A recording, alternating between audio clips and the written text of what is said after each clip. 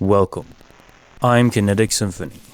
I hunt down and report on mysterious and weird, true stories, from glitches to the paranormal. Case file number 750, written by chorpchomp, Trading Places. I was hanging out with my family for the weekend, so we were all staying together. I took my dog for a walk and then came up the stairs to get ready and go to bed. We share a full and a half bathroom upstairs. As I go up, I see my mom brushing her teeth in the half bath. I then say hi to her, and she waves because a toothbrush is in her mouth. I walk by the full bath on my way to my room, but the door is closed and the shower is on, so I figure my dad is taking a shower and I'll just wait until he's done to get ready for bed. He's taking forever, so I go to my mom's room to hang out and complain, but my mom isn't there. My dad is. I asked if mom jumped in after him, and he looked confused and said she's been in there the whole time. I said, but I waved to her coming up the stairs. And he said, no, you waved to me. You guys, I wasn't intoxicated or that tired, and my parents look very different. I even vividly remember my mom's hair being pulled back in her pajamas. What just happened? Case notes for file 750. Trading Places. Our brains are capable of much trickery. We have underpinning algorithms running in our subconscious that we can't even hope to understand. And they're constantly filtering out reality because there's so much stimulus coming in, from sound to sensation of touch or sight. If our brain didn't filter it to some extent and take shortcuts, we would go mad. So it is possible that you somehow just saw the periphery of what you thought was your mom but really was your dad. It does seem less likely the more you think about it because you specifically remember pajamas, that she had a toothbrush in her mouth. It's hard to mistake your mom for your dad, no doubt. And weirdly enough, if it wasn't some sort of artifact from the fact that our brain is constantly filtering out information, processes that don't exactly make sense to us, if it wasn't something of that nature, then the only thing I can think of is that you somehow died in the few moments between walking up the stairs and going to the bathroom upstairs and having seen your mom below. And in the new universe, your mom was already in the shower up there. Or your mom can just teleport somehow. Maybe she's a superhero. That'd be kinda cool, but I don't think it's very likely. Case file number 751, written by Arubles, a horrific disturbance in the YouTube algorithm.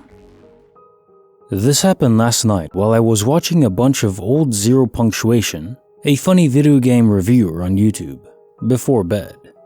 I had been watching nothing but Zero Punctuation for a while, and autoplay kicked in, playing more Zero Punctuation. I was a couple episodes deep, and then autoplay started playing a compilation video of every Zero Punctuation video from 2008 at around 10 p.m. This was an almost 3-hour-long video. I started to doze off about an hour later, around 11 p.m. I fell into a pretty light sleep for maybe an hour and a half. Around 1:45, I started to wake up because I could hear a really shrill, ringing noise cutting in and out of what sounded like TV static. When I opened my eyes, there was a video playing on my laptop, and it jolted me awake, along with the really awful high-pitched ringing and static noise. The video was showing distorted black figures moving around a bright white background. I vividly remember a distorted-looking face circling around a sort of square box thing. It was kind of glitching and making erratic jumps as it moved, and every time a glitch or jump happened, it would make a noise like a record skipping or scratching. It kind of reminded me of those analog horror stories that are popular on YouTube right now. It scared me to death, and I remember instinctively moving my hand in front of the screen like when a jump scare happens in a horror movie. I reached out with my other hand and hit the keyboard, and like that, another Zero Punctuation video started to play. My heart was pounding, and I got up, got some water, walked outside and calmed down. Went back into my bedroom, Zero Punctuation was still playing, and after another hour of watching that, I fell back to sleep. I've been thinking about it all day, and I've been trying to rationalize what I saw. First, I thought maybe an analog horror video did start playing somehow. I don't watch them very often, but I have in the past, so maybe one started playing in my autoplay recommended videos. But when I checked my browser history, no such video was played between the two zero punctuation videos. In fact, nothing at all played in between the videos according to my browser history. Second, I thought maybe the end of the last zero punctuation video was just weird and had a scary homage to all the horror video games he likes to play. Again, no dice. It was a review of an older Prince of Persia game, and then it ended. Finally, I thought maybe I had been dreaming. This still seems sort of plausible, and I know this is what everyone says who's maybe dreamed up something paranormal and mistakes it for reality, but it seems so goddamn real. Like, I distinctly remember every moment from hearing the noise to opening my eyes to shielding my eyes with my hand, and then to finally hitting the keyboard. I've also never had a history of sleep paralysis or being unable to distinguish dreams from reality. Who knows though, maybe after hitting the ripe old age of 31, my mind is starting to falter. I also want to add real quick that when I looked at my browser history, I checked the length of the video I was watching against when the next video started playing, the zero punctuation video that started right after that creepy video, to see if there was any unaccounted time missing. The compilation video I fell asleep to started at 9:57 p.m. The video's length was 2 hours, 51 minutes, and 16 seconds. That would put the time it ended at a little over 12:48 a.m. Browser history says the next video started playing at 12:49 p.m. That leaves 1 minute unaccounted for. Now, my browser history, Google Chrome, rounds to the nearest minute, so this could easily be explained by rounding errors. If anyone knows how to expand your browser history to show seconds, that would be rad. If anyone has ever experienced anything similar to this, I'd love to know.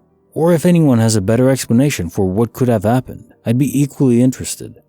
I'm usually a huge skeptic when it comes to this kind of stuff, but this is the first time in my life that I'm really at a loss to account for what happened.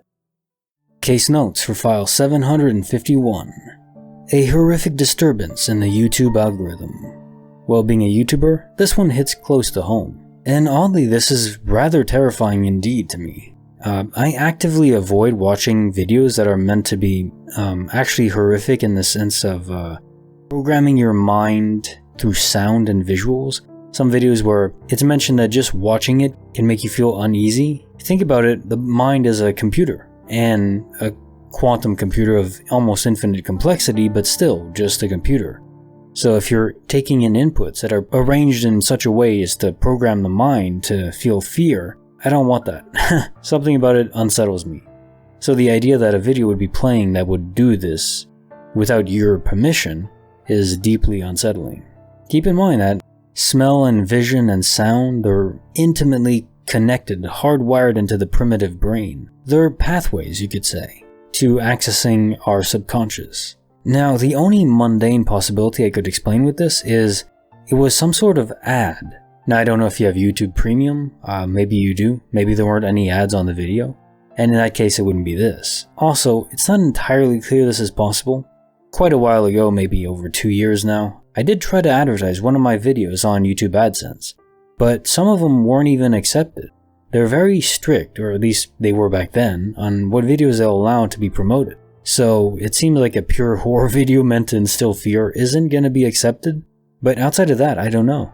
Some sort of connection glitch, somehow you played into someone else's video, that would explain how it didn't register in your watch history, because somehow your phone was intercepting someone else's video signal. It seems extremely unlikely though, it just shouldn't happen. Bonus file, written by Angelus 726726. The Impossible Message of Love. This happened in January of 2019. My stepdad had been in our family's life for 30 years before he was diagnosed with cancer. He never had any biological children, but he had me and my sister, and we couldn't have asked for a better stepdad or granddad for our children. I was with him when he was diagnosed and with him for all of his treatments. From the very beginning, there was no question of who would take care of him. It was going to be me. He and my mother were split up at the time, and it just seemed natural that I would be the one to do it because of how close we were. And honestly, I considered it an honor. Unfortunately, his prognosis was not very good, and they gave him less than a year to live. He barely made it 6 months after his diagnosis. He was in the hospital the last 6 days of his life. He had a DNR, do not resuscitate, and as hard as it was, I didn't argue with him about it. 2 days before he passed, he was in and out of consciousness and was barely able to talk. Last night, he was able to communicate that he really wanted me to go home and check on the dogs. This was just after 3 in the morning. I told him I would do that and then I would be right back. He gave a small smile and nodded. It took 20 minutes for me to get home and 10 minutes after walking through the door to the hospital calling and saying he had passed. I felt so guilty for leaving him until I thought, he knew there was already someone with the dogs, but he insisted that I check on them anyways. Perhaps he didn't want me there at the time of his passing. I don't know. I still don't know. Now, what I do know is the morning after he passed, I had a missed call from his phone that had been in my purse the whole time he was in the hospital. The call was made at 3:47 a.m., and the voicemail that was left said, "Thank you for everything, sweetheart. I love you." That message was left in my stepdad's perfect, loving voice, not the raspy, out-of-breath, strained voice he had moments before he died. Some people have said that it may have been an old message that I just received that morning, but either way, I thought it was amazing. Case notes for the bonus file, The Message of Impossible Love. I am so sorry for your loss. I actually had to wait a couple minutes just to record these thoughts because I started to tear up a bit at the end there. I've never lost anyone truly close to me. Not yet. I mean, I've lost pets, which, just that hurts enough. But this I couldn't imagine, especially that you cared for your stepdad for months before he passed away. What is more brutal than that? To get a diagnosis that's just incurable and just have to wait and suffer along the way. It's not right. One thing that I do hope we do as humanity is manage to solve disease and end death. Death is this truly abominable curse that's afflicted on all of us as soon as we're born. And of course, I know quantum immortality comes into play, but the thing with quantum immortality is, I think it only works if there's other copies of you in other universes. So if all copies are dead, I don't know what happens then. Maybe there is an afterlife, maybe it's a simulation and finally it's game over and you start anew. Because of that uncertainty, I'd rather just stick around here, so I hope we do, through science, develop some method of curing death. There is some progress being made in that front. There's this research group called SENS. It stands for senescence and other things that I don't remember by heart. But they're actively trying to cure death, sort of to say. Not by stopping the aging process, which is unimaginably complex, but by repairing the damage that's caused by aging, or that we attribute to aging, before it accumulates to such an extent that diseases and death would ensue. So yeah, I'm hopeful on that. It's still decades away, maybe centuries, I don't know. But hopefully they'll manage it before I meet the Grim Reaper. Or any of us. Now, as far as this story goes, I think it's entirely possible that if your dad did pass away, there is some mechanism for ghosts or echoes to manipulate the EM spectrum, to make lights flicker, to make electronics go crazy. The signals we get through Wi-Fi or through cell towers coming to your phone, it's just various forms of EM spectrum energy. So if a spirit is able to manipulate those signals in order to direct a message to your phone, it's not inconceivable. Now, to do that would be very complicated in the realm of the mundane. Maybe somehow it's very simple to do when you're a spirit.